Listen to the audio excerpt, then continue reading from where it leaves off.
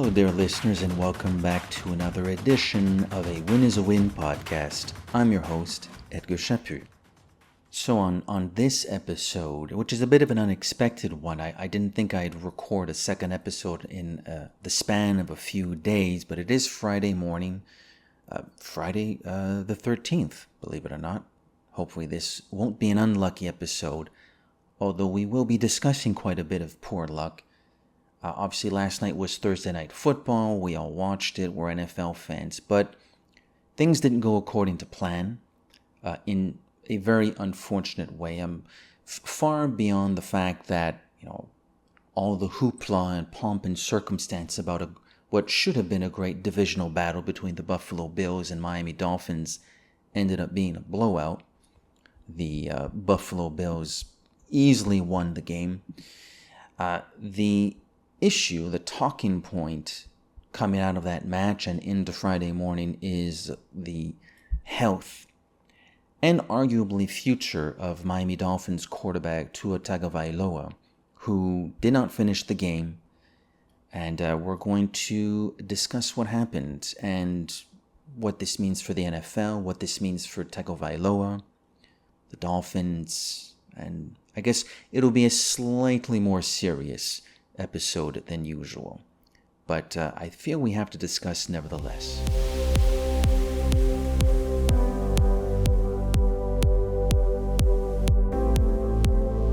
So, the scoreboard read Buffalo Bills 31, Miami Dolphins 10, yet another loss for the Dolphins at the hands of their arch rivals. They do not have a very good recent history against Buffalo, whether the games have been at Hard Rock Cafe or in upstate New York. Things tend to go badly for the Dolphins when they play the Bills. And as they did last night, in fact, things got out of hand quite early. Tua, who we will talk about in a very different light in a few moments, prior to the injury, was not having a good game.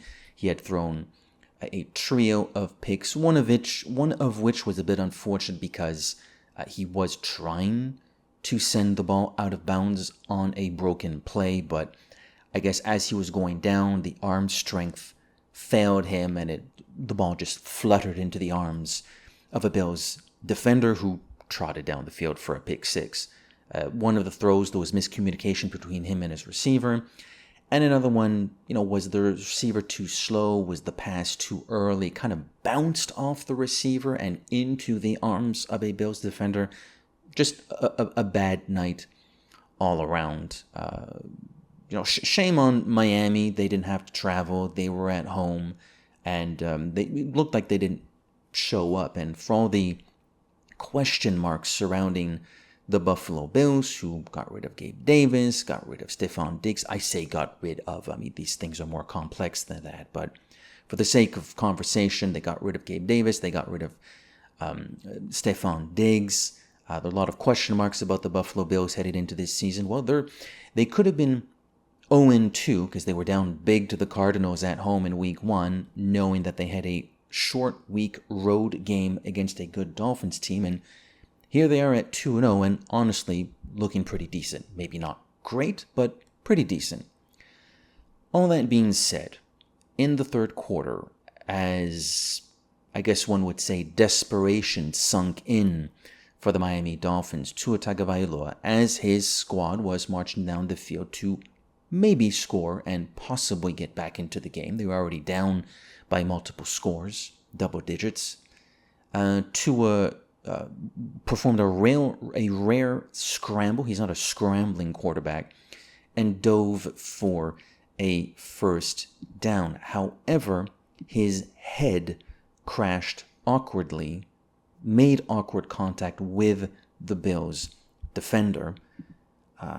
Immediate concussion protocol. I say immediate concussion protocol, by which I mean his physical reaction, his instantaneous physical reaction to the contact suggested something was critically wrong. When they sort of on their back or on their sides and they make tiger claws with their fingers, that's bad. With a quarterback or any player, but it tends to be quarterbacks when they get hit, when they do that, it's over. Like, This is not good. Something serious just happened.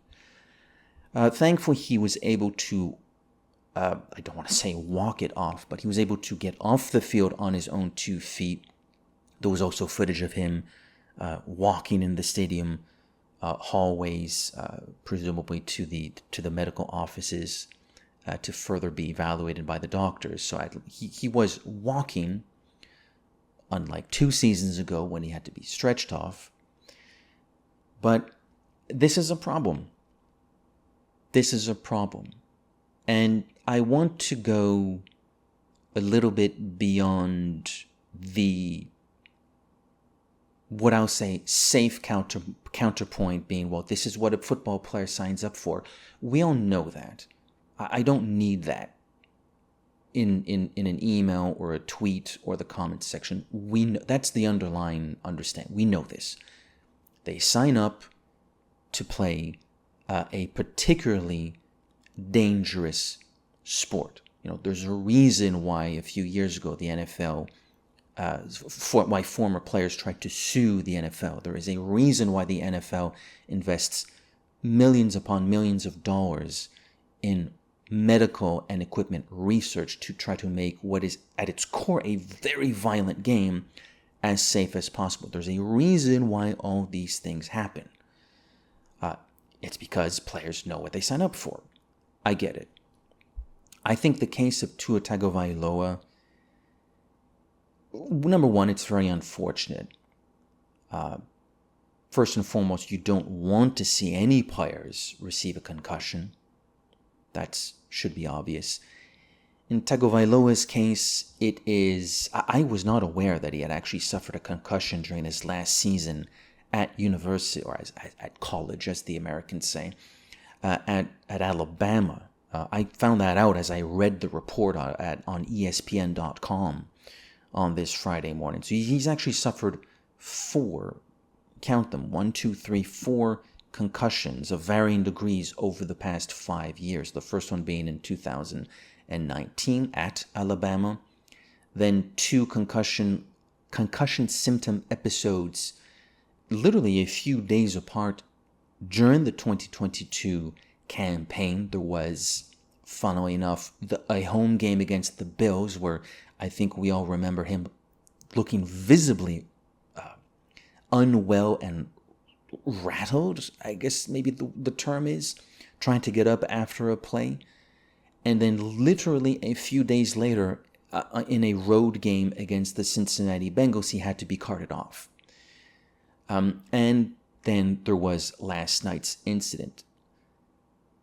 There needs to be a conversation. I think there are going to be a lot of things taken into consideration. First and foremost, his health, immediate health. Secondly, his future. What is not the player, although the player aspect forcibly bleeds into his life, but his life as a human being who probably wants to keep his brain relatively intact, his brain properly functioning, his capacity to think and operate with decency. That's of first and foremost importance, and that bleeds into his future career. I'm not a doctor, spoilers. I haven't played football. I've watched it for many, many years. I've listened to podcasts for many, many years. I've read about it for many, many years.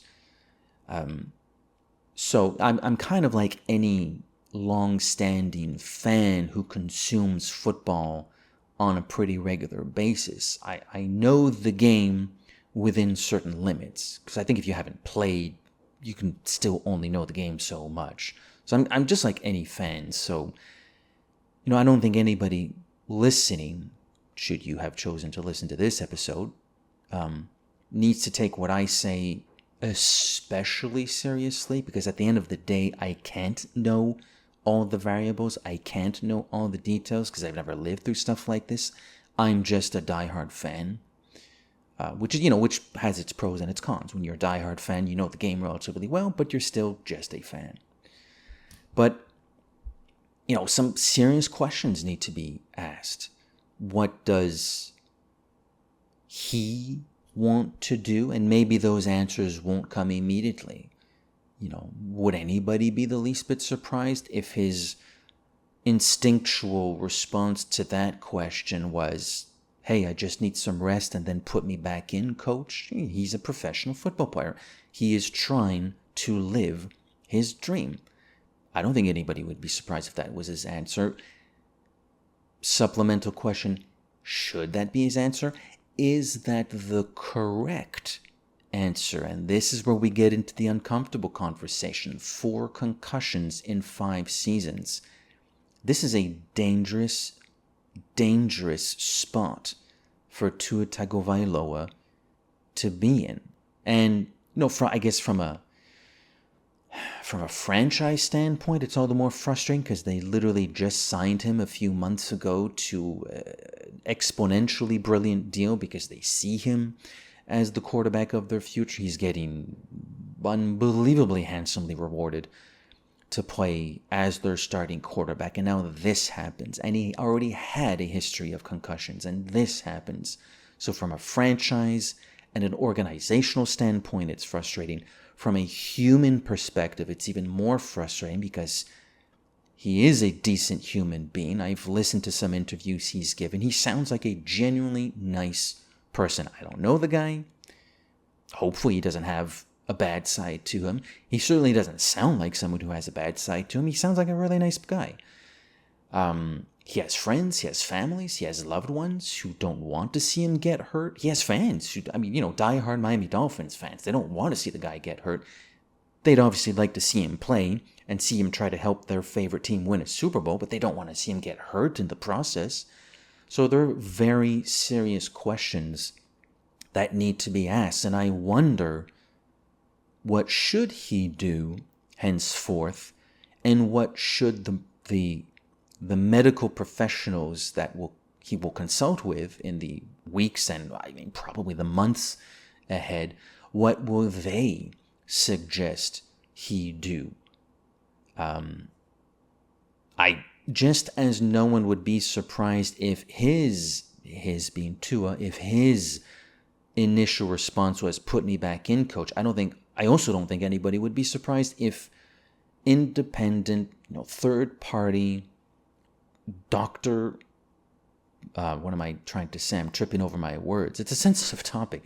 Medical professional opinion was, you should not step onto a football field ever again. Would anybody be surprised if that's what doctors said? 4 concussions in 5 years. That makes no sense. That is insanely dangerous. I'm not a doctor. I don't know how to evaluate and to judge how someone's brain is being affected by a hard contact hit like the one Tua suffered last night. But I don't think it sounds like a good idea for him to play football again. And there's a sense of tragedy about it.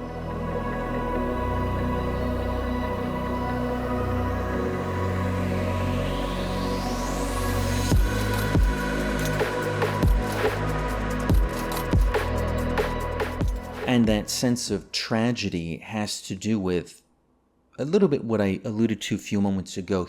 Tua does genuinely sound like a nice person. From what little I have heard of him, from what little I have seen in interviews, I kind of like the guy. And he's had a tough go at it. Beyond the concussions, people questioned the contract he signed earlier this summer because there are still people out there who don't fully believe in his ability to help this franchise, the Dolphins that is, win a Super Bowl. Oh, he's only putting up good numbers because he has Tyreek Hill, because he has Jalen Waddle, because he has Devon Achane. And I understand those counterpoints. Devon Achane, Tyreek Hill, Jalen Waddle are great players, and if you have those players around you, you probably will put up good numbers. We all know, or at least we think we all know, what his history with his first coach in the NFL was like, former Dolphins head coach Brian Flores, who's now a defensive coordinator in Minnesota with the Vikings. If you've peeled your ears this summer, you probably heard a little bit of the interview he gave on a podcast, Tua, the answer he gave when he was asked about his relationship with Brian Flores. Suffice it to say, he did not shower his former head coach with praise in his answer. The 2020 season, which would have been Tua's rookie campaign, was tough because he would play and then he'd be replaced with Ryan Fitzpatrick. Then he'd play and he'd get subbed out again. The start of his NFL career was tough, and yet he still made it to the point where he was rewarded with a stupendous contract just a short while ago, with lofty expectations down in South Florida for this 2024 season. So you have this relatively nice person, from what I can tell, this relatively nice person who had a relatively rough start to his pro career, at least insofar as his struggles to win his head coach's full confidence. They change head coaches. The numbers are clearly superior with Mike McDaniel, and yet people still question his abilities. He sounds like a relatively intelligent person at his interviews and like a relatively decent person at his interviews, and now he suffers his fourth concussion in a 5-year span. There's a sense of tragedy surrounding Tua Tagovailoa. I like any normal human being, like any sensible football fan, I wish him well. I know the whole NFL fan base community wishes him well.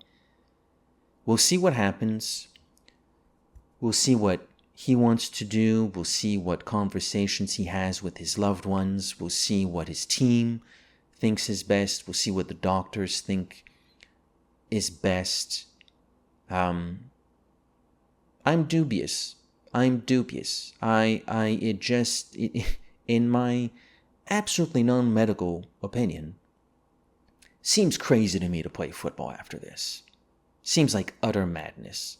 But then again, the NFL is a funny sport.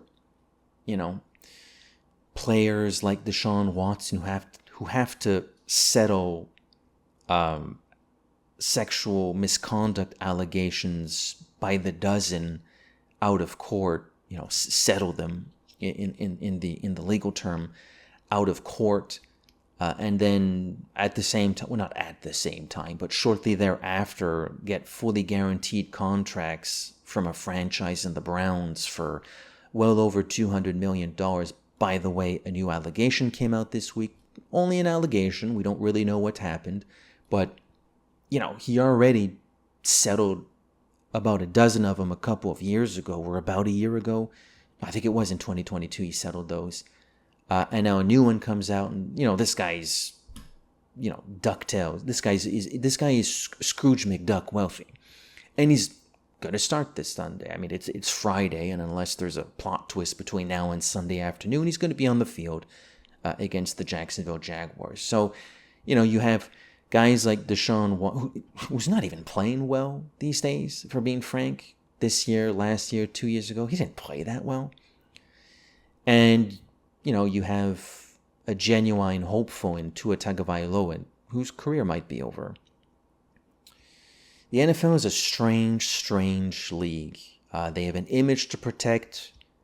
And I want to be careful with how I word this. I simultaneously applaud them because I do know that they try to have the best image possible. They do legitimately invest in player safety. They do legitimately try to change the rules to maximize player safety. So I do applaud them in that respect. I genuinely applaud them in that respect. But some of these stories are really sad and frustrating and annoying and disheartening. It's on mornings like these. We sort of made a semi-gag at the start of this recording that it's Friday the 13th. Well, here I am in my apartment recording this episode on Friday the 13th with very ambivalent feelings about where the NFL goes from here and what the NFL looks like these days. You know, you have your Deshaun Watsons, you have your Harrison Buckners, you have your Rashee Rices. It's a strange time in the NFL. Well, there you have it. That was another arguably odder episode of a Win is a Win podcast. I've been your host, Edgar Chaput. I still hope you enjoyed the episode. Well, maybe not. Maybe enjoyed is not the right word this time. I hope you found this moderately insightful. Food for thought. I don't have the answers, nor should I come up with the answers. I'm not Tua. I'm not the Dolphins. I'm not the doctors. I'm not part of his circle of loved ones. But I hopefully there was some food for thought, and we'll try to stay positive and more sports-centered in future episodes. But I felt compelled to talk about this morning. On that note, as always, thank you so much for listening, and we will catch you very shortly. Take care, guys. Ciao.